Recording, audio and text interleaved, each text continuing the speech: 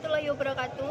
Yang kami hormati Bapak Joko Purnomo, SEME, selaku dosen pengampu manajemen konflik dan strategik. Perkenalkanlah kami dari kelompok 2 dengan anggota saya Risa Wardana dan teman saya Rizky Dewi Astriani dan juga Sandy Zakur Zainuddin. Kami dari kelas Ekonomi Syariah J semester 5. Di sini kami akan mempresentasikan mengenai analisis SWOT. Baik, langsung saja ke materi pertama mengenai definisi analisis SWOT. Jadi, analisis SWOT itu merupakan suatu metode perencanaan strategis untuk mengevaluasi faktor-faktor apa saja yang berpengaruh dalam usaha untuk mencapai tujuannya. Nah, di dalamnya terdapat komponen-komponen dalam analisisnya. Yang pertama yaitu strengths atau kekuatan, weakness atau kelemahan, dan opportunities atau peluang, serta threats atau ancaman. Jadi, analisis ini digunakan untuk jangka pendek maupun jangka panjang. Dalam metode ini tujuannya itu untuk menggambarkan situasi dan kondisi di mana sesuatu hal dapat dihadapi dan bukan merupakan alat analisis yang dapat memberikan solusi terhadap masalah yang tengah dihadapi. Nah, analisis SWOT ini berperan penting dalam bisnis karena tujuannya itu untuk membuat efisien dan kerangka situasi dan kondisi dalam suatu perusahaan dari sudut pandang SWOT sendiri, yaitu strengths, weakness, opportunities, dan threats. Nah, menurut penjelasan dari Philip Kotler, yaitu analisis SWOT adalah evaluasi terhadap semua kekuatan, kelemahan, peluang, dan ancaman yang terdapat dalam individu atau organisasi sendiri.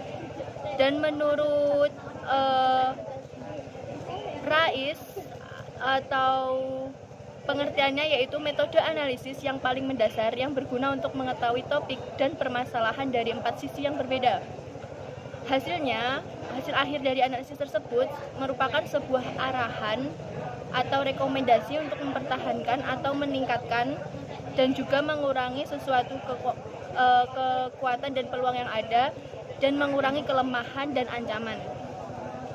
Jadi dapat disimpulkan bahwa analisis SWOT ini merupakan sebuah gambaran atau deskriptif sebagai suatu masukan, kemudian dikelompokkan menurut kontribusinya masing-masing untuk menyusun rencana strategis dan mengacu pada kekuatan dan kelemahan, peluang dan ancaman untuk pelaksanaan program suatu organisasi.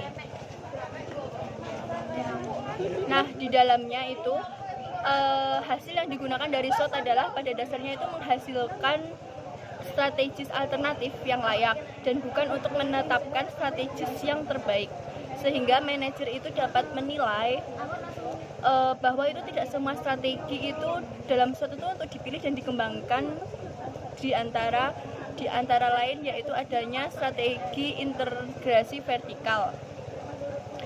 Strategi ini merupakan kehendak perusahaan melakukan penguasaan yang lebih atas distributornya, pemasok dan atau para pesaing melalui merger, akuisisi atau membuat perusahaan sendiri.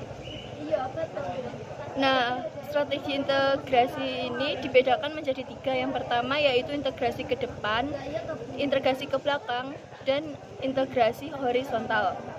Lalu yang kedua ada strategi diversifikasi. Jadi diversifikasi ini merupakan pendekatan utama strategi pada level korporasi. Jadi tingkat ini dibedakan menjadi 3 juga. Yang pertama yaitu tingkat diversifikasi rendah, tingkat diversifikasi menengah, dan tingkat diversifikasi tinggi.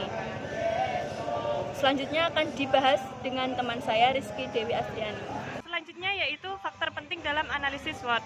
Yang pertama yaitu sebelumnya 4 komponen dalam analisis SWOT itu terperinci adalah sebagai yang pertama strength.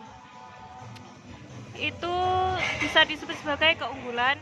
Lalu yang kedua weakness, yaitu kelemahan. Yang ketiga opportunity, yaitu kesempatan. Dan yang terakhir yaitu threat, elemen yang datang dari luar yang dapat menjadi ancaman bagi organisasi atau bisnis. Nah, selanjutnya itu faktor penting dalam analisis SWOT. Faktor eksternal. Yang pertama berita terkini. Bentuknya itu seperti iptek, kenaikan atau kondisi yang sedang terjadi dan kebijakan pemerintah. Berita terkini dalam analisis SWOT sebagai bahan dasar untuk menemukan peluang atau ancaman untuk menentukan rumus atau langkah-langkah strategis yang tepat perusahaan dengan mengukur kekuatan dan kelemahan perusahaan. Yang pertama yaitu perkembangan iptek. Dapat mempengaruhi tingkat keinginan konsumen. Perkembangan iptek itu dapat mempengaruhi tingkat kebutuhan produsen, selera atau keinginan konsumen, terus kinerja produksi dan aktivitas di perusahaan serta kinerja keseluruhan. Lalu kenaikan suku bunga pinjaman, data ini digunakan sebagai dasar mengajukan pinjaman utang atau menggunakan membeli atau menghitung prospek nilai uang di masa sekarang dengan masa yang akan datang, di mana di antara pilihan tersebut yang lebih menguntungkan. Jadi kita itu kayak memilih gitu, mana yang lebih menguntungkan itu dipilih. Selanjutnya itu produk atau jasa yang sedang tren. Ini merupakan politik usaha yang paling menguntungkan bagi para pengusaha karena tren merupakan suatu kekuatan pasar yang cenderung berkaitan dengan status sosial masyarakat. Selanjutnya, kondisi yang sedang terjadi. Misalnya, saat ini terjadi trouble error dari sinyal kereta api Jabodetabek, maka yang terjadi di stasiun Sudirman Jakarta adalah penjual makanan di sekitar stasiun akan laris manis oleh para pekerja yang menunggu kereta datang. Lalu perubahan kebijakan pemerintah. Misalnya harga BBM akan naik, maka penjualan bahan bakar selain BBM seperti kayu bakar, bahan bakar organik mulai muncul dan dikenal oleh masyarakat konsumen sebagai alternatif bahan bakar yang terjangkau harganya. Lalu yang kedua yaitu pengetahuan.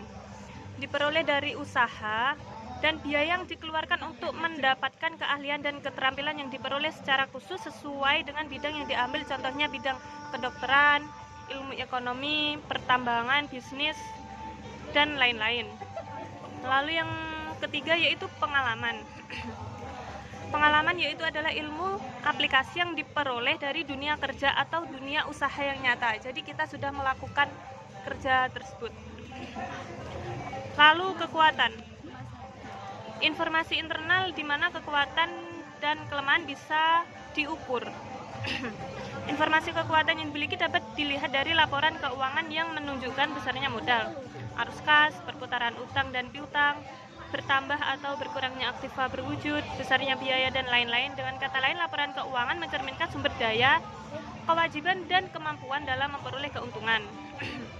Lalu kelemahan, yaitu informasi ini dapat diketahui dari banyaknya kasus internal perusahaan yang berkaitan dengan keterbatasan kepemilikan, sumber daya dan sumber daya manusia yang mempengaruhi kinerja semua fungsi atau departemen, baik fungsi produksi, fungsi keuangan, fungsi pemasaran, dan fungsi sumber daya manusia.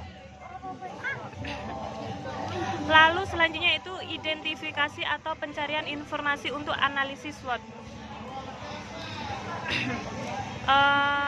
Faktor analisis SWOT dicari dengan ada dua cara. Yang pertama yaitu mengakses informasi dari lingkungan eksternal perusahaan seperti mengupdate berita terkini seperti perkembangan iptek, kenaikan suku bunga pinjaman, perubahan kebijakan pemerintah, pengetahuan, pengalaman rekan bisnis, dan informasi lain yang berkaitan dengan perkembangan bisnis.